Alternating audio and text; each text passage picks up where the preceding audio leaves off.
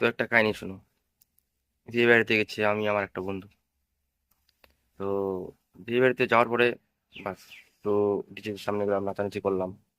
স্বাভাবিক, বিয়ে বাড়িতে গেলে কেউ নাচানাচি করে বা এখন ওখানে যে দাঁড়ায় থাকে।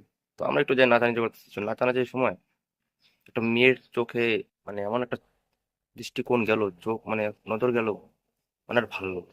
মনে মনে ওই যে দেখা যত তুই আর দিনের বাজে গিটার ওরকম সরে এসে বসে। তো বন্ধুকে বললাম, বন্ধু ভাই দেখ, ওই মেয়েটাকে আমার পছন্দ হয়েছে। ভালো কথা।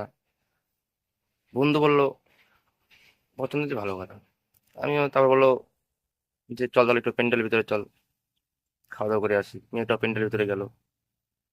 তো খাওয়া দাওয়া শেষ। খাওয়া দাওয়া শেষে দেখি কি, আমার বন্ধু আগে বের হয়ে বাস মালটাকে সেটিং করে নিছে। দেখো কেমনটা লাগে। আবার তো দুজনের মধ্যে এমন ঝগড়া, এমন মারাপিট, ডিজে নাচা বাদ দিয়ে তখন আমাদের মারাপিট থামায়। শালা কি হইলো?